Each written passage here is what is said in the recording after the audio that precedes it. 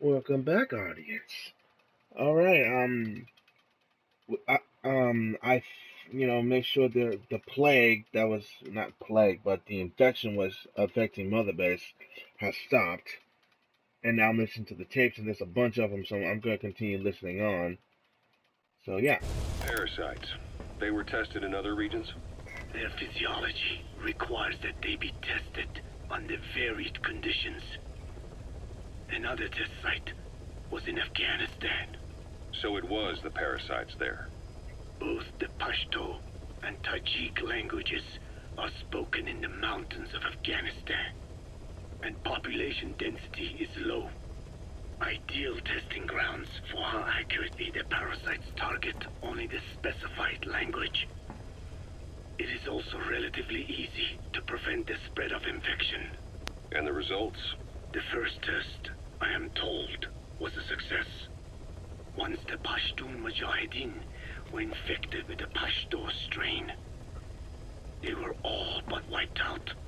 The Hamid fighters is Mosseh Fort. It was doubly successful. No Tajik Mujahideen or Soviet soldiers became symptomatic. So the parasites proved to be effective. What about the second test? Also supposedly a success. A Pashtun village was the target. However, the original aim was to obtain samples of the infected. In this, they failed. And the village? The Soviets enacted a standard scorched earth operation. That must have been the village where Malak lived, before being held captive at La Marjate Palace. Having had more time to think on it, the details shared with me may have been false. They are madmen who would do anything to cover up the truth. They certainly seem to like tossing their problems in the fire. As a boy, Skullface's life went up in flames. Perhaps that is what fuels his fixation with fire. Your Wolbachia stopped the infection all right, but I still don't get it. How can a few bacteria change males to females? I know they're only bugs, but... It is not such a rare thing in the natural world. Many insects and nematodes are infected with Wolbachia. But why? They nest in the cell cytoplasm of the host, even in the egg cells, with the result that the offspring are born infected. Mother-to-child transmission. However, Wolbachia cannot nest in sperm because they do not have cytoplasm. So even a successful infection of a male ends after a single generation. This means the Wolbachia must resort to maximizing the population of infected females. Sounds like an ethnic cleansing campaign on a tiny scale. Gender change from male to female is their survival tactic. So more females means more Wolbachia carriers, so it can keep thriving in the following generations. But the parasites in a human host are supposed to be a mating pair. If there's no male, there'll be no offspring at all. It's killing itself. Slow down. This tactic is intended for environments where a single male can copulate with multiple females. Originally, the Wolbachia did not infect the vocal cord parasites. I created a mutated strain, modifying the Wolbachia so that it could infect monogamous pairs.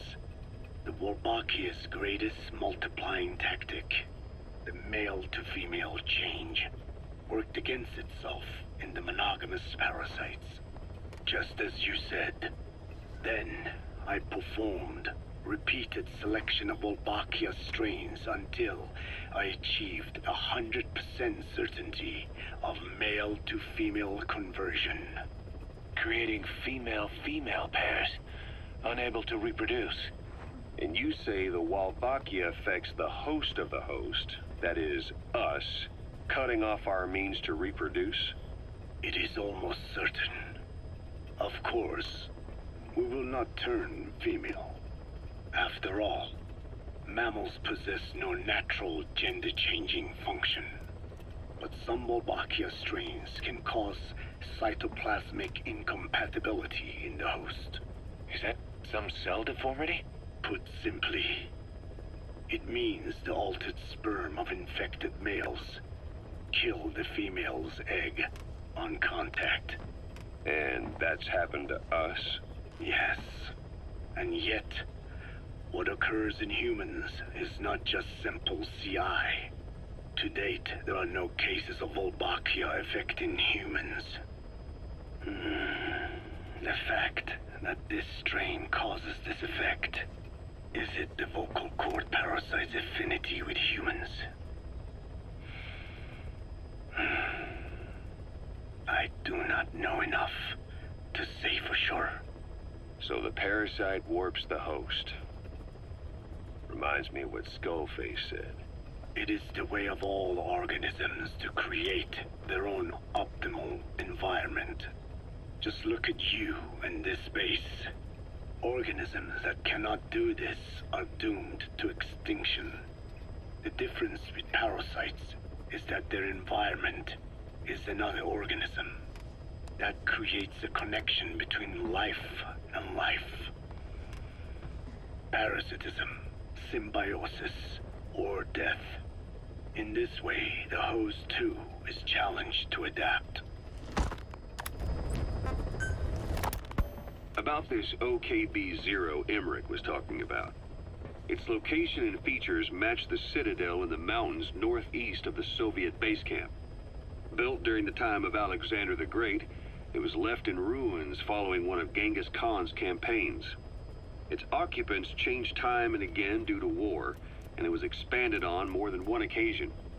Ultimately, it fell into the hands of the Soviet philosophers. The Soviet army was using it as the headquarters of its Afghan invasion force.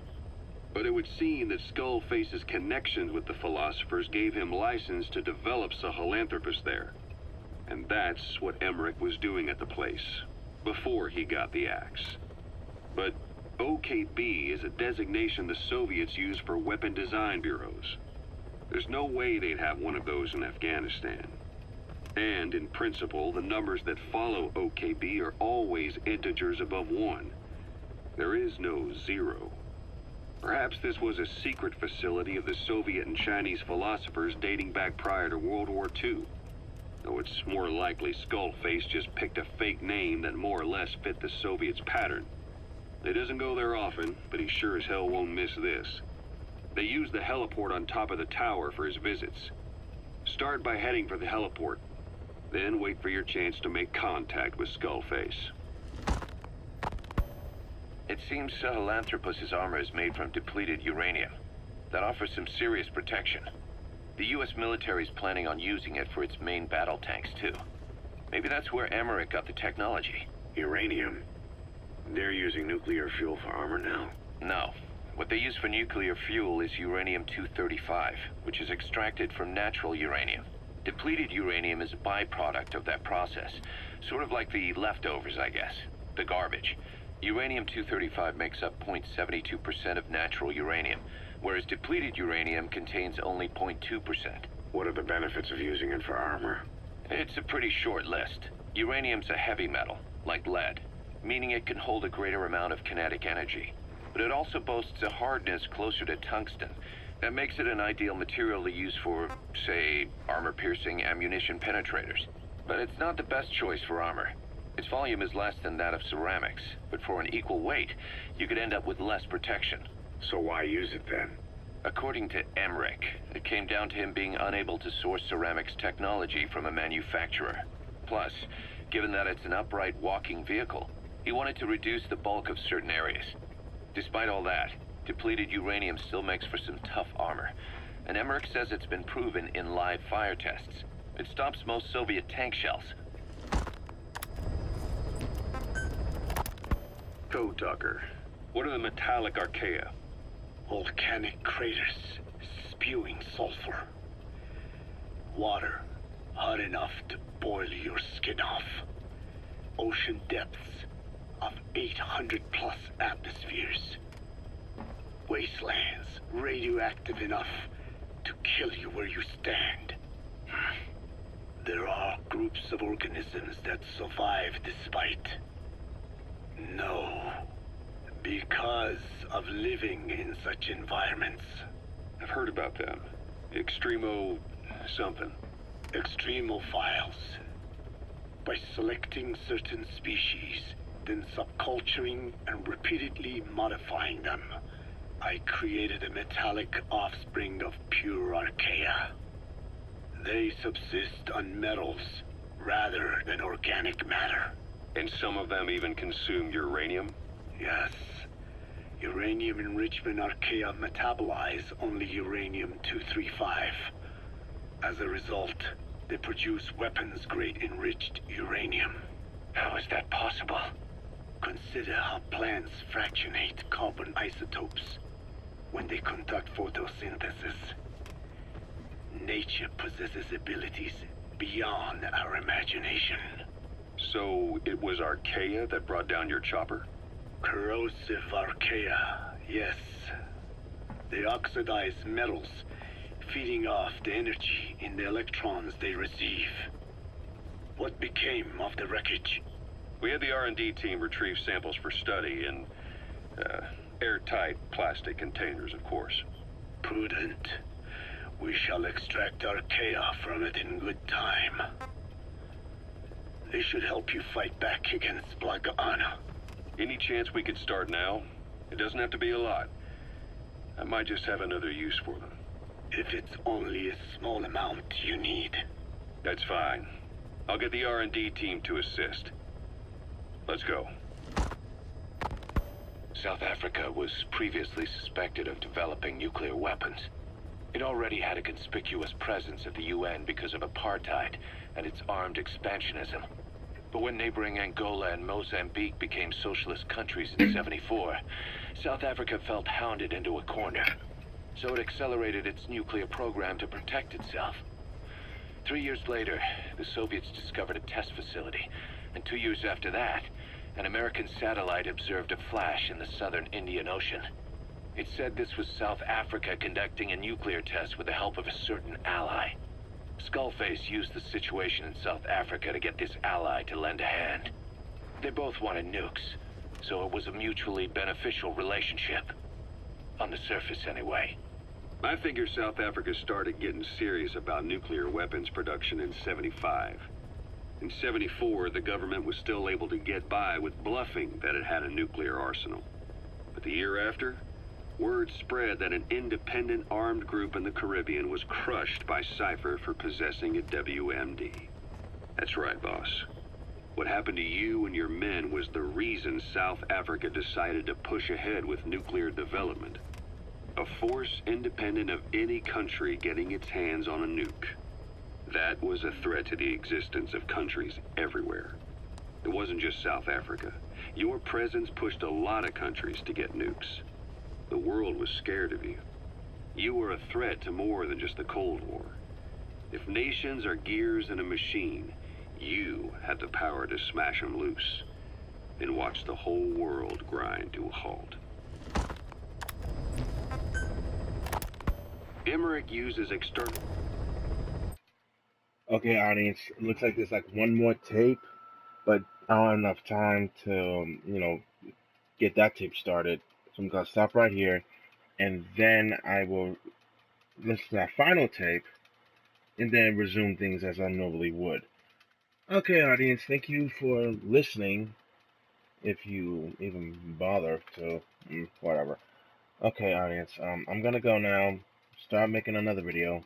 Thank you for watching. You can like, share, comment, and subscribe if you want to see more of Let's Play Love with Gear Solid 5, The Phantom Pain. Have a nice day. Until then, audience, deuces!